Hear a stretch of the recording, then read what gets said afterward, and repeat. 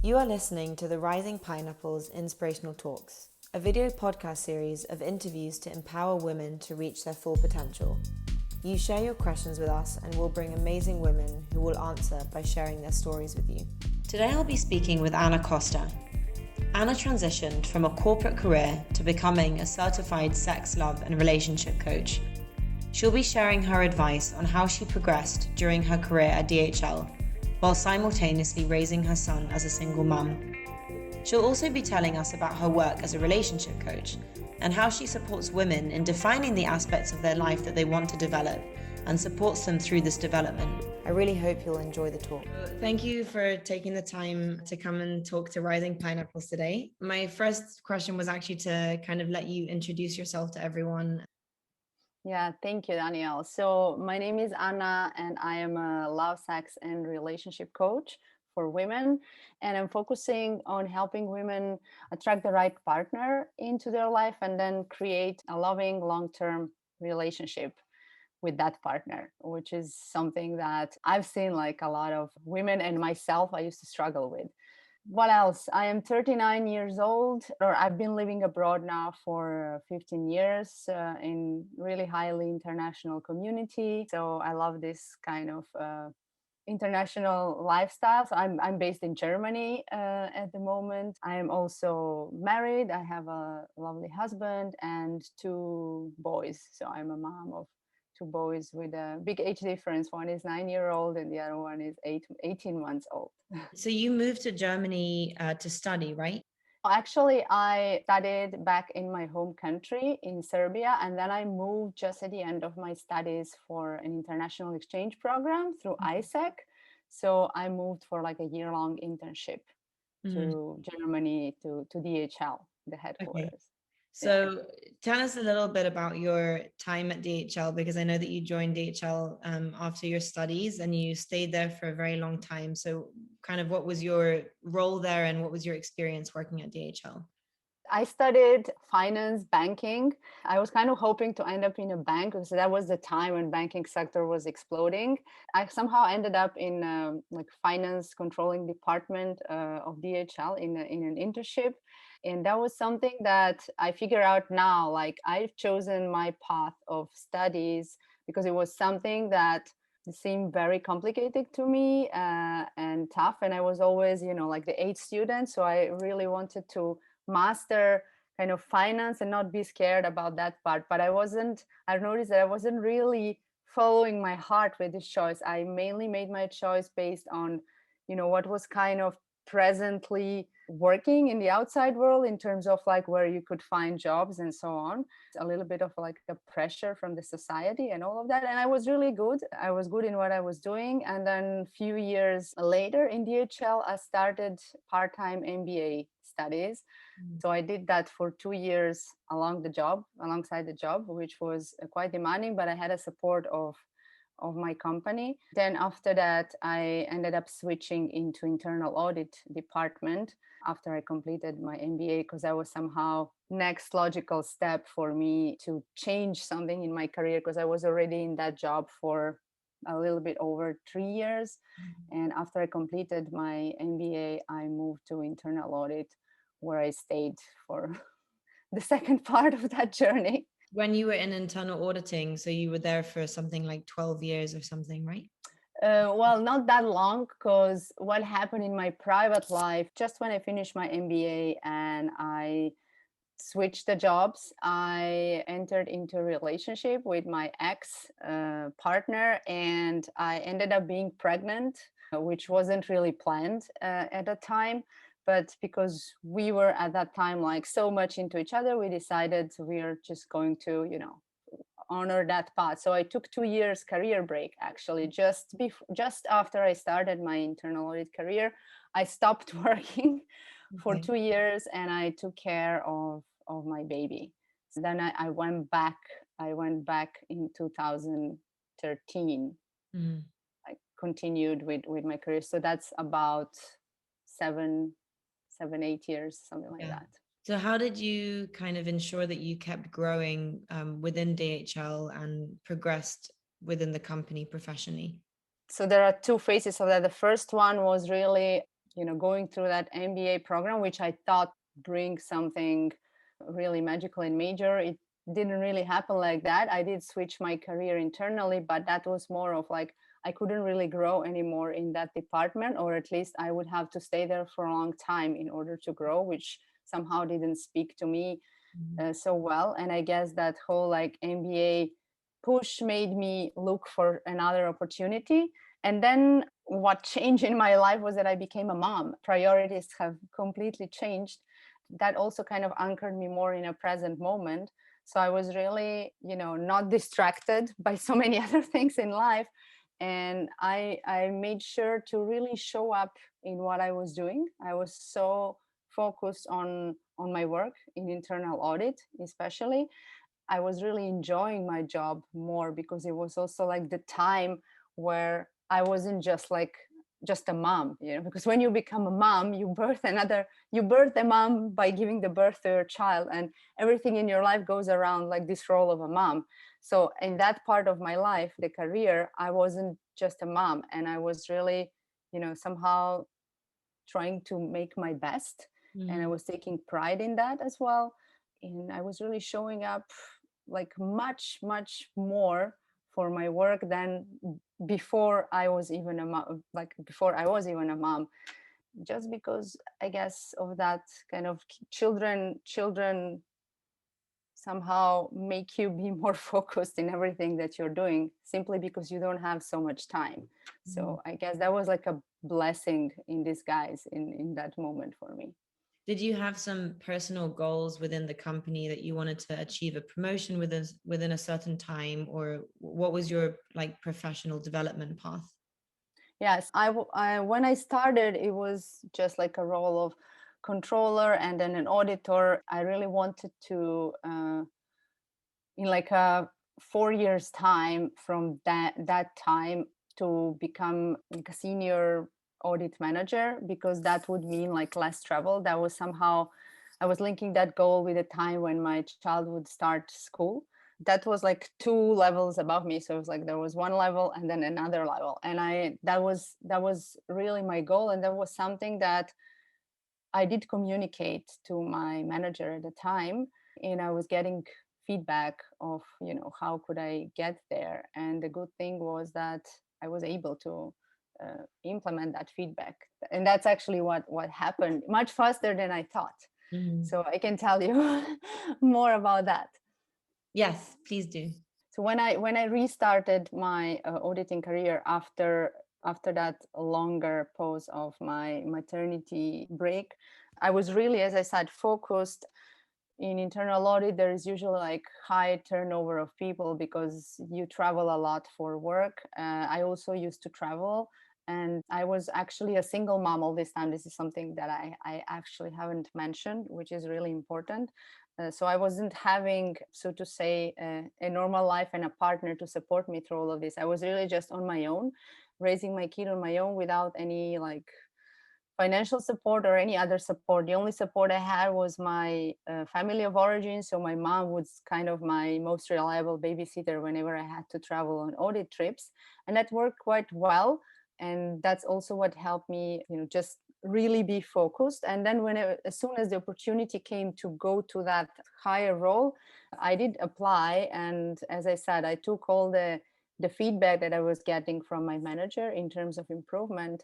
And I remember even at that time, because maybe I was lucky that my manager at the time was also like a father with similar age of children and could relate. And I remember that he told me, I honestly don't know how you manage that. Like, like I'm with my wife and we have small kids, and it's like it's tough, and you're just on your own, and like you do everything at work. So somehow I could see clearly that he was quite positively surprised, but there was this drive and motivation to, because I didn't have any other like safety cushion or source of income. I was just literally trying to keep myself healthy, my son healthy, so that I can show up for my job Mhm. and that I can bring in that income that would be something that supported our life. And at that time, it wasn't, that much, but my goal was, and I knew that with a promotion, I could earn significantly more. So I was really motivated to, take all that feedback. Yeah, that happened. And then soon after that, that was literally in a year after I restarted after the maternity break. And that's what I want to stress. Like, women are often scared when they go back to work after the parental leave. But I just want to invite everybody to see that as like the opportunity window as well, because there are also stories where women just sign in immediately in a promoted position, or like the promotion comes later. Like, being a mom makes you really much better manager, because you are somehow pressured to get organized so much better than before. And you can see all these like times in the past that you have, like, and you complain like you didn't have a time, you realize how much time you had before. And it just makes you be more effective and productive. So my next level of like motivation was to go to that senior management role, be in charge of an auditing team based in one of the 3 regional offices. And because again, somebody was leaving, and even my manager at that time was leaving, there was an opportunity for that. And because I just kept, this progress steady, I didn't stop or anything, I got offered that second promotion. Basically, it was offered to me. So all these 2 promotions happened within 2 years, which I'm very proud of as a single mom. And that's the message that I want to spread for not just anybody, but like also for moms and also for single moms, that it's possible to have that. And even my income from these 2 promotions in that short period of time increased quite significantly, something around like almost 40% of an increase within that time. And I just want to, yeah, stress that as like, you as a mom, you worth so much that, yeah, it's possible to go after your dreams. It doesn't mean that you just have to surrender to motherhood and forget about all other aspects of your life. I love that message, especially as someone who also wants to eventually have kids. It's important to keep that in mind. So, Yes. in which year was the second promotion that you had, Anna? So the first one was, I restarted the career in 2013. That was like when my baby was 2 years old. The first promotion happened in 2014, and the second one in 2015. Okay, and I know that you also hired a coach in 2015, the same year. So what inspired this decision? Yeah, so this was totally related to my personal life, because, as I said, I was always an A student. I had like 2 master's degrees. I had this great career that was like becoming greater after I became a mom. But my private life really suffered, because I ended up in this relationship that was quite toxic, emotionally and mentally abusive for me, unfortunately. And I speak so openly about it now because that's what it brought me to where I am today. Like, I'm quite grateful actually for that part of my life. But I figured that I was always attracting men in my life that were somehow toxic in a way, or like not good for me, without judging anybody, right? It was just not the good match for me. And there was always like a mis expectation or disbalance, because I was 33 at that time. I really wanted to change that aspect for my life for better. And I realized, if I was just to invest a little bit more time and also money, which felt scary at the time because I was a single mom on that one income, and there was like almost whole income would be spent within a month, because like there was not much buffer there. It was scary to invest in that, but I figured that if I invested just like half of my energy in my personal life, that I was for years, like since the school time, because that's what society is teaching us, like, you invest in the studying, in career, in networking, in all of that. If I just invested half of that energy and time into that part, then probably I could like have some better results. And this is what I decided to do. And that decision didn't come just like out of nowhere. I already been through therapy for a year, due to the same reason, like to really help myself back into functioning as now a single mom. And this is accepting this new entity of mine, which was like quite heavy, and I felt like a lot of shame around it. And getting it through divorce, like that was bringing up a lot of shame and sadness and rage and all these emotions that are, not always very welcome in the society. So after all this journey of also like working with different healing modalities of, like, I don't know, energy heal or something like Reiki or these kind of things, I decided that I wanted to try to work with a coach, because I understood that with a coach we have a desire, we have a goal, and then we work towards making that goal a reality. So that's what inspired me to, after all this work that I did, then try coaching. And what sort of impact did coaching have on you? It really helped me get laser focused on my desires, and not on, like, problems and being stuck in the past and like changing the negative beliefs. It was really about reshaping the beliefs that I had about, finding all the reasons why my life wouldn't work, it would be difficult for me to attract a loving, honest partner that has same desires as me for a long-term relationship, and eventually having life together and family. I started reshaping those beliefs into really kind of trusting that this is possible, even though I am a single mom, because that was my like biggest hurdle. Really living more from that place of desire and aliveness and radiance, rather than, just self-pitying or whatever, because I really didn't want to accept that my life was kind of over in the mid of my 30s, and because I became a single mom. And instead of like focusing on sea of examples why it wouldn't work, like I decided to focus on, like finding even role models for whom it did work and why it could work. And then it worked like very quickly. After I worked with a coach, uh, i will I met my dream man, who is my husband now, and we've been together now since 2015. So that all happened in that 1 year, when I started coaching, when I got my second promotion.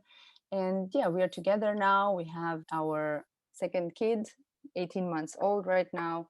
So it really worked out for me. But that was not where I stopped. That's what, I invested then so much more into coaching after that as well. But we're going to move to that part. So you were offered a promotion at DHL and you actually turned down the offer and decided to become yourself a full-time coach, right? So well, I didn't turn down the offer. I accepted that offer because that was so far from like my dream of becoming a coach. That was that dream of being that senior manager. And that's when I was going through the coaching process as a client. And then and I accepted the promotion, which was quite good for me at the time. And I also wanted to honor kind of the trust of my managers and all these people that work with me for years, to be there at least, for a number of years, to show up in this position. And during that process, I just got inspired to become a coach myself. When I've seen the impact that it had on my life, I thought, not only, single moms or divorced women or whatever, like single women in general, because I was struggling before that to also attract the good partner, and I didn't attract the good one. And my life ended up like really going into the rock bottom. And it took me, these 2 years of maternity break were also like years for me to recover and heal, which continued afterwards as well. And that's when I got inspired to become a coach myself, especially focusing on, helping women attract that dream relationship in their lives, because I thought it's possible. It's just that nobody's teaching us. There is no relationship school out there yet. It's such an important aspect of our lives, which then translates also in our careers, because if you are satisfied in your personal life, this is just like a fuel that you use to grow everywhere else. So it started from pure inspiration, and it started like a side few hours per week activity that I did alongside with my full-time corporate job, auditing job. So what are some of the things that you do in coaching to help women find this relationship, or to bring that into their life? Well, women in the beginning, women came to me also for other reasons. Like I did position myself as like attract your right partner or your soulmate, how I like to say sometimes. But women came also from for the reasons of, you know, helping them advance in their career, or just like realize what is it that they want to do, helping them excel in their friendships, helping them. There was one mom with 3 kids who really needed to kind of like rekindle her passion for life and find her new purpose. So that was like in the beginning when my clients were mainly coming from my like bigger network of people that I had, because yes, I wasn't yet that positioned. And then through that process, and as I was moving through my relationship or like going towards marriage and thinking about having a child and all of that, that inspired in me the decision to go and further advance myself and become also a sexuality coach or a sex coach, because I figured out that this is such an important aspect that I wasn't able to help my clients with that yet. And I also noticed that as a potential for growth within myself, because I also like never really studied anything around sex, and especially after becoming a mother, this is something that totally changes the relationship dynamic. There's this baby that asks for so much attention, and I really wanted to make sure that my relationship doesn't suffer because of that, plus to bring that in my coaching. So I embarked on this like almost 2 year long coaching certification program with the Tantric Institute of Integrated Sexuality, integrated this love, sexuality, and relationship coaching into what I'm doing right now. And that had such a profound impact on my personal life, because I could see the change that it had in me. Because like the first third of this program is really focused just on the personal development, and then after that going into how we bring that to our clients. So these are different ways that I work with, different modalities, and I work with clients mainly one-on-one in a 4 to 5 months container, where we really go on a deeper journey, because it takes from 3 to 6 months from a neuroscience perspective for a woman or for a human being to start adopting these new patterns of behaving, of thinking, of, you know, being able to express the emotions. And then I also have a feminine energy group coaching program, which is a seven weeks container for women who really want to kind of balance their feminine and masculine energy, something of like how to show up and have more balanced life, with a purpose of really being able to connect with people in a more genuine way, and attract the right partner, or make the relationship that they are in a little bit more trustworthy, open, honest, like where you can really feel at home and as yourself, and not trying to just like always push and do and take so much action, which is actually not productive. So these are two different ways that I support women with. In what way is your is the coaching empowering for women? So I mean, we talked a little bit about the personal development aspect, and what are some of the stages that you work with your clients to kind of help them realize this in their life? Well, it's first by making them see what is possible for them, making them see that, you know, you don't have to settle for a lousy, poor relationship, or just like because you became a mom, then your intimate life or your sex life is over, and like things like that. Or that, you know, you stay stuck in a limiting belief that there are no good quality men out there for you that, you know, you can rely on and hope that one of them will become your partner. So we use, besides working with limiting beliefs and that aspect of which is more like a talk coaching, I work with also somatic approach, where we map all these blockages that we discover, or beliefs, with different parts of body mind. We call it body mind, but it's really like tapping into the sensations of your body and trying to see where you have stored, where in your body you have stored these limiting beliefs or blockages or patterns that you operate on that don't serve you, or where in your life some aspects, unevolved aspects of yourself show up and take inappropriate control of your life.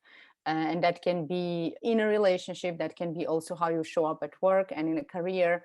When you let your, I don't know, inner child or your teenage self, like, jump on from a trigger and say something, and then later on you realize, like, oh, I ruined it, like, because it came from this unintegrated place. So in my coaching, we try to first get aware of all these pieces, acknowledge them, accept them with lovingly, and then integrate them, so that whenever we show up in life or in a relationship, we show up from that wise, embodied woman, mature woman, that knows how to handle her relationships, how to handle whatever. So it's an approach that works not only with, as I say, talk coaching, which when we do that, we stay mainly in the zone of our prefrontal cortex, but we work with emotions, with our limbic system of the brain, and also with the primal brain. And that happens because I use a lot of embodiment practices like breath work, meditation, guided visualization processes, where all these things that we identify, we can integrate on deeper levels of our brain and our body mind. Mm-hmm. Very interesting. If you had one kind of last piece of advice for listeners that you wanted them to take away today, what would that advice be? Yeah, well, I think that would be something that I mentioned through this conversation. Do not give your power away into the beliefs of the society that you either have to choose between a great career or between being a mother or between, I don't know, like different roles, or being like a great partner. It's possible to have all your desires come true in your unique way. It doesn't have to be the way of my way or way of some other people that and that you see. The simple proof for that is, if you really focus on the aspect of your life that you want to develop, it can start working for you, but you need to start focusing on that. And we focus way too much on our professional life and careers, and way too little on developing our personal life, because, as I said, there was no school to teach us these things. And somehow we believe from, I don't know, pop culture, movies, Hollywood, Bollywood, and all these things that relationships and love and communication, this should just either work or it doesn't work. There is a chemistry or there is no chemistry, but this is not true. So I want to say, you can have it all in your own way by focusing yourself on these aspects of your life. It's like when high quality athletes work with coaches to help them achieve certain result. They're training and focusing, and that's why they achieve these results. So that's also just another proof from another sphere of life, like how you can do that. So either yourself, or asking for support, or taking additional education and training that can actually help you what you want to achieve. So no giving up too soon and buying into this, like, I would say, not to use a bad word, lousy belief that you have to choose to be one or the other. You can have everything that you want, just if you really focus enough to develop what you. Thank you for that message, Anna. Thank you, Daniel. It was lovely to have this conversation with you. Thank you for listening to our video series. We hope this story will inspire you to take action and reveal your unique potential. Make sure to follow Rising Pineapples on our social media. If you enjoy the talk, we'd love for you to share it with another woman who it might inspire.